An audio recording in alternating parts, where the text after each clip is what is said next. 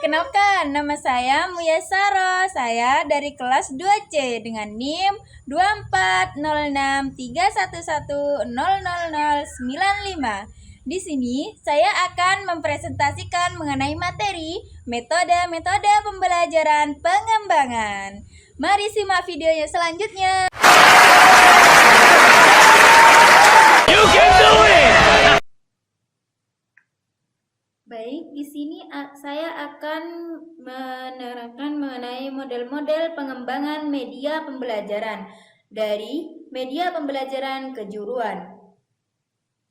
Perkenalkan, nama saya Muyasaro. Saya dari kelas 2C dengan NIM 240631100095. Di sini penggunaan media pembelajaran merupakan aspek penting dalam proses pendidikan modern, di mana media pembelajaran yang dirancang secara sistematis mampu meningkatkan efektivitas penyampaian materi dan daya serap peserta didik dalam rangka menciptakan media pembelajaran yang sesuai dengan tujuan dan karakteristik peserta didik. Pengertian. Yang pertama, pengertian media pembelajaran. Media pembelajaran adalah segala sesuatu yang dapat digunakan untuk menyalurkan pesan dan merangsang pikiran, perasaan, perhatian, serta kemampuan belajar peserta didik sehingga dapat mendorong terjadinya proses belajar yang efektif. Yang kedua, yakni pengertian model pengembangan media pembelajaran, di mana model pengembangan media pembelajaran merupakan kerangka kerja konseptual yang sistematis yang digunakan untuk mengembangkan media pembelajaran agar menghasilkan media yang efektif dan efisien. Model-model pengembangan media pembelajaran.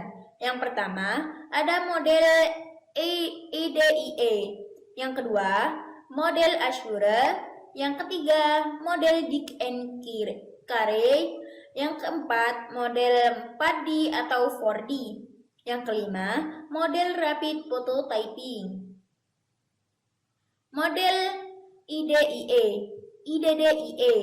Model IDEA terdiri dari 5 tahap utama, yakni analisis, desain, pengembangan, implementasi, dan evaluasi. Kelebihan dari model IDEA yakni fleksibel, sistematis, dan dapat diterapkan dalam berbagai konteks pembelajaran. Kekurangannya yakni prosesnya bisa memakan waktu jika tidak dirancang dengan baik. Yang kedua yakni model Azure. Model ini terdiri dari 6 langkah: analysis learner, static objective, selection method, media, dan materials. Utilize media dan materials, require learner participation, dan evaluate and revise. Kelebihan dari model Azure yakni fokus pada karakteristik peserta didik dan partisipasi aktif. Kekurangannya yakni kurang cocok untuk proyek media berskala besar. Yang ketiga yakni model Dick and Carey, di mana model ini memandang pembelajaran sebagai sistem yang terdiri dari 9 langkah, mulai dari analisis, tujuan pembelajaran, hingga evaluasi sumatif. Kelebihan dari model Dick and Carey ini yakni rinci dan terstruktur.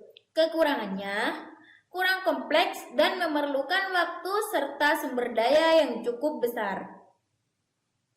Yang keempat yakni model 4D atau 4D. Model ini dikembangkan oleh Thiagarajan. Model ini terdiri dari pendefinisian, desain, pengembangan, dan penyebaran. Kelebihannya cocok untuk pengembangan perangkat pembelajaran. Kekurangannya, tidak semua tahap selalu dibutuhkan dalam proyek skala kecil. Yang kelima, yakni model Rapid Prototyping.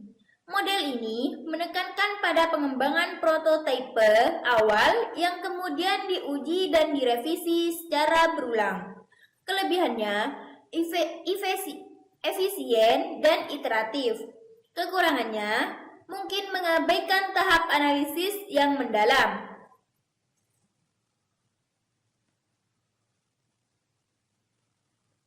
Dari model-model yang saya sudah jelaskan, di sini saya menyimpulkan bahwa model pembelajaran yang cocok untuk siswa SMK di Pulau Madura yakni model 4D atau 4D. Dikarenakan yang pertama, fleksibel, bertahap dan tidak memerlukan teknologi tinggi. Yang kedua, cocok untuk pembelajaran kejuruan atau praktik seperti di SMK. Yang ketiga, telah banyak digunakan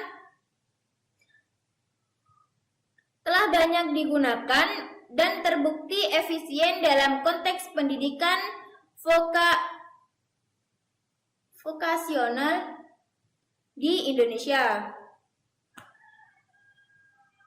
Model 4D. Model 4D adalah model pengembangan belajar yang dikembangkan oleh Tiagaran Semel. Model ini digunakan untuk mengembangkan perangkat pembelajaran yang sistematis seperti media, modul, LKS, RPL, dan lain-lain. Tujuan model 4D yang pertama, menghasilkan media atau perangkat pembelajaran yang valid, praktis, dan efektif. Menyediakan panduan sistematis untuk mengembangkan bahan ajar atau media pembelajaran, menjamin bahwa media yang dikembangkan sesuai dengan kebutuhan peserta didik dan tujuan pembelajaran. Langkah-langkah dalam model 4D ada 4. Yang pertama, define atau pendefinisian. Tahap ini bertujuan untuk mengidentifikasi dan menganalisis kebutuhan pembelajaran. Kegiatannya yang pertama menentukan bentuk media, misalnya video, modul, poster, dan animasi. Yang kedua, menyusun instrumen evaluasi. Yang ketiga, merancang skenario atau storyboard. Yang keempat, menyusun prototipe awal. Yang kedua yakni desain atau perancangan. Tujuannya adalah merancang bentuk awal media atau perangkat pembelajaran. Langkah-langkahnya yang pertama yakni menentukan tujuan pembelajaran. Yang kedua, menyusun indikator dan materi ajar.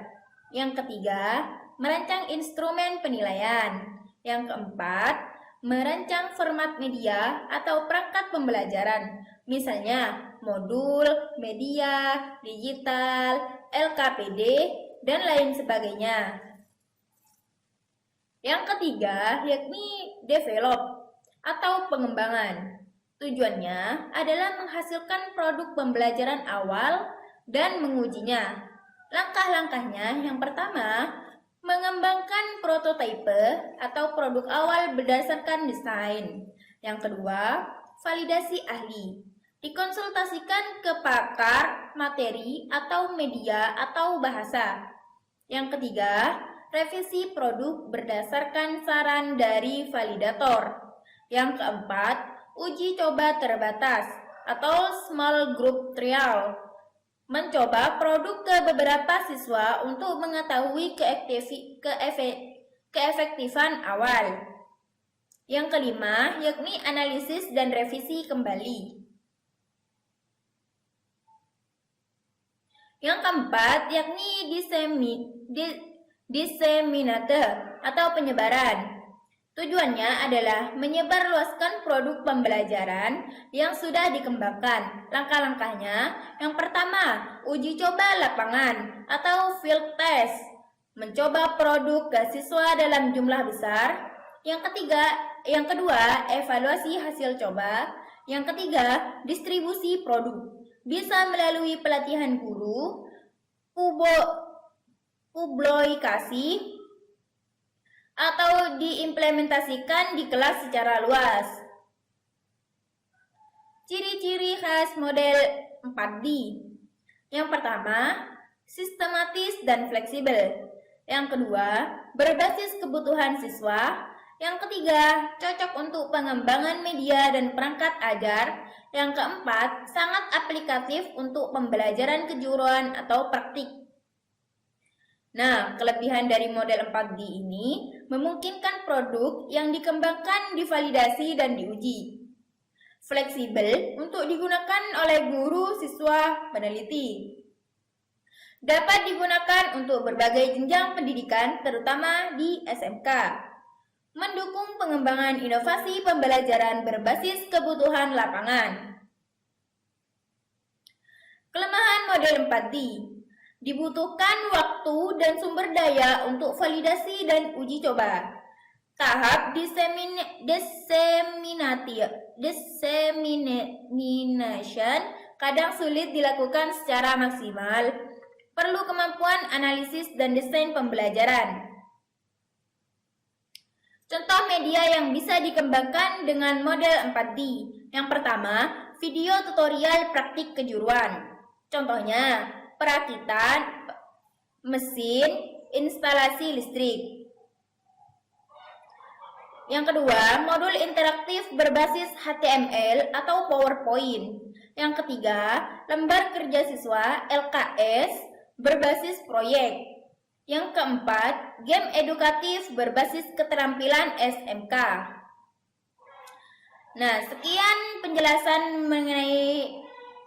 penjelasan dari saya. Kurang lebihnya mohon maaf dan wassalamualaikum warahmatullahi wabarakatuh.